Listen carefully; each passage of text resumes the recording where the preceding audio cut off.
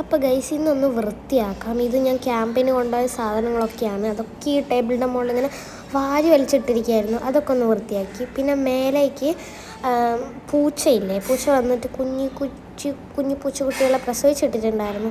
അത് ഇത് കൂടെ കയറിയെന്ന് വെച്ചാൽ അറിയില്ല.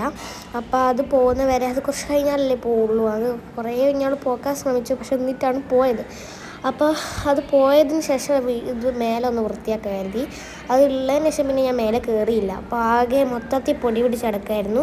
മുമ്പിൽ അവിടെ മണ്ണ് കോരിയതുകൊണ്ട് അതിൻ്റെ പൊടിയൊക്കെ അകത്തേക്ക് പാറി വന്നിട്ട് ആകെ പൊടി പിടിച്ചടക്കായിരുന്നു. അങ്ങനെ എൻ്റെ ബുക്ക് സ്റ്റാൻഡും അതും ഇതൊക്കെ ഒന്ന് പൊടി തട്ടിയെടുത്തു. എല്ലായിടവും അടിച്ചു വാരി. അതിന് ശേഷം പിന്നെ ഞാനൊന്ന് തുടയ്ക്കുകയും കൂടി ചെയ്യുകയാണ്. എല്ലായിടവും ഞാൻ പൊടി തട്ടി ഇഷ്ടം മാതിരി ഉണ്ടായിരുന്നു. പിന്നെ കർട്ടനും കാര്യങ്ങളും ടേബിൾ മേലുള്ള ഷീറ്റും എല്ലാം ഞാൻ തിരുമ്പാനിട്ടു. പിന്നെ ഹാളിലെ ഷീറ്റിൽ പൂച്ച മൂത്രം ഇട്ടിട്ടുണ്ടായിരുന്നു. അത് ആണെങ്കിൽ കഴുകാനിട്ടു. എന്നിട്ട് ഞാൻ കുളിയൊക്കെ കഴിഞ്ഞ് വന്നു. അപ്പോഴത്തേക്ക് അമ്മ കഞ്ഞി ഉണ്ടാക്കി വെച്ചിട്ടുണ്ടായിരുന്നു. അങ്ങനെ കഞ്ഞിയൊക്കെ കുടിച്ചു. ഇന്നത്തെ ഒരു ദിവസം അങ്ങനെ